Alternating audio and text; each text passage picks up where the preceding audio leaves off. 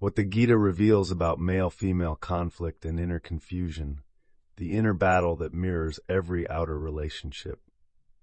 What if your relationship struggles were not personal failures, but echoes of an ancient battlefield, where confusion, desire, duty, and love collided inside the human soul?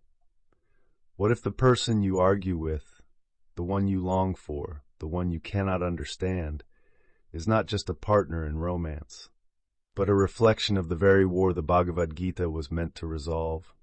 Let us enter the sacred dialogue between Arjuna and Krishna and see how it speaks directly and compassionately to the quiet agony and longing we feel in the space between man and woman, masculine and feminine, stillness and motion, love and fear. 1. The battlefield is not just Kurukshetra. It's the emotional space between two people. When Arjuna collapses before the war begins, he is not weak. He is you in the middle of emotional overwhelm, frozen between doing what feels right and doing what feels kind. You say to yourself, I don't want to hurt them. I don't want to repeat old patterns. I don't know what to say or do anymore. And in that moment, you drop your bow. Arjuna's trembling body is your trembling heart. His refusal to fight is your refusal to speak truth. His fog of despair is the fog in your mind when your partner says, you don't listen to me, or when you yourself feel unseen, unheard, unloved. The Gita's genius is that it begins with emotional paralysis, because this is where all conscious relationships begin. Not in chemistry, not in compatibility tests, but in the moment when confusion becomes unbearable. The battlefield is not just external, it is the energetic space between two people who do not know how to stay present with what is. 2. Krishna does not fix Arjuna's emotions. He anchors him in clarity. This is the divine model of conscious masculine presence. Not rushing to solve, not pushing away pain, but rooting into stillness while holding the storm of another. Krishna does not coddle Arjuna, but he does not abandon him either. He speaks with clarity, with unwavering vision, with love, but without confusion. In modern relationships, this is often what is missing. The masculine says, I can't take this anymore. She's too emotional, too chaotic. The feminine says, I can't trust him. He shuts down, withdraws, vanishes, and both are crying out for what Krishna gives. A presence that does not flinch, a mirror that does not shatter, a truth that does not collapse. This is the beginning of sacred polarity, and it is entirely encoded in the first few chapters of the Gita. 3. Male-female conflict often arises when both collapse at the same time. What made Arjuna's collapse survivable was that Krishna did not collapse with him. In most relationships, both collapse. One person says, I'm scared, and the other responds with, I'm overwhelmed too. One says, I don't know if I can do this anymore, and the other fires back with, fine, maybe we shouldn't. This creates what the Gita would call a rajasic downward spiral. Motion feeding more motion, emotion stirring more reaction, until nothing is grounded. But Krishna remains grounded. He listens. He names things truthfully. He draws Arjuna back to his inner position, not just to act, but to act from clarity. This is the key to dissolving conflict in love. Not action without thought, not passivity without care, but action from soul alignment, action from the seat of inner stillness. 4. Desire and attachment distort the heart's knowing. Why was Arjuna so confused? Because of what Krishna calls moha, attachment and delusion. He says, you grieve for those who should not be grieved. You speak wise words, but you are not seeing clearly. In a relationship, this happens when we are so attached to keeping the peace, so afraid of loss or rejection, that we betray our clarity. The desire to be loved can become stronger than the desire to be aligned, and this makes us manipulable. We say yes when we mean no. We forgive before we've healed. We stay when our spirit is already gone. The Gita reminds us, clarity comes not from fear of loss, but from release of outcome. Act with devotion.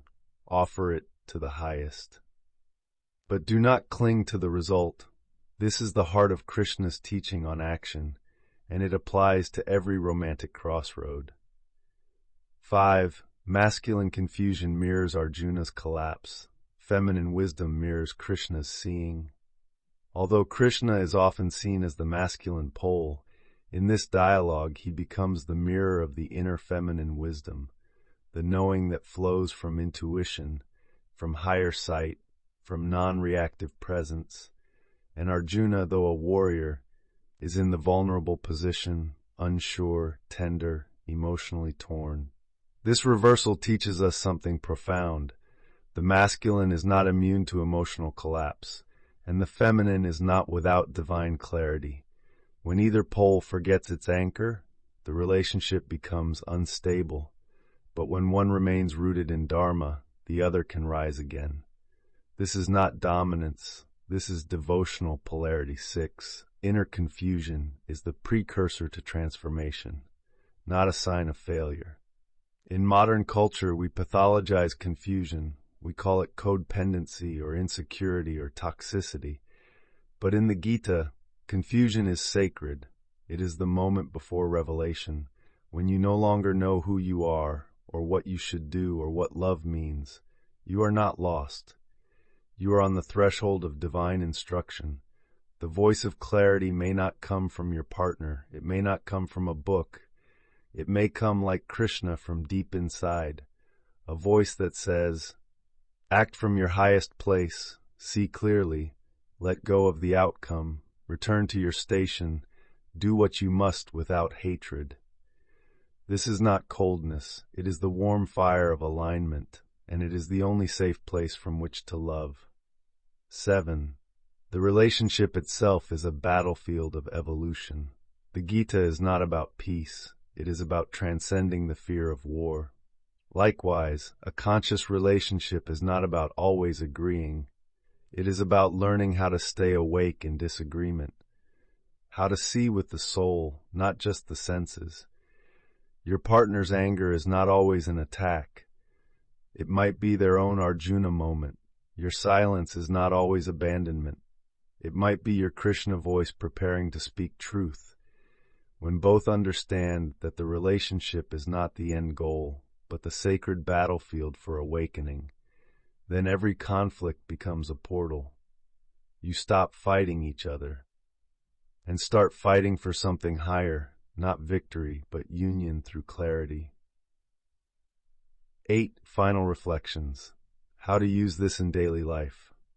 Next time you feel confused in love, remember the bow slipping from Arjuna's hands. You are not weak, you are ready to ask not, how do I fix them, but where have I left my post? Where have I forgotten my Dharma? What action can I take that does not betray my soul? Let the voice of Krishna rise in you. It might say, speak truthfully, hold presence, act, but release your grip on the outcome. This is not spiritual bypassing. This is spiritual anchoring. Every romantic conflict is an invitation to either collapse or clarify. And if you listen deeply, the battlefield will become a temple, the argument will become an unveiling, and the love will no longer be built on fear, but on the timeless knowing that real love does not require confusion to survive. It requires clarity to bloom. Just like the Gita taught us before a single arrow was ever released. If this teaching resonates with your own path through love, confusion, and sacred polarity, let it live in your stillness. Let it rise as inner clarity when your next conflict appears.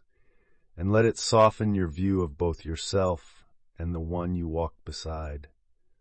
Please subscribe for future transmissions that draw from the deepest spiritual texts to help you awaken not only in meditation, but in the fire of human connection.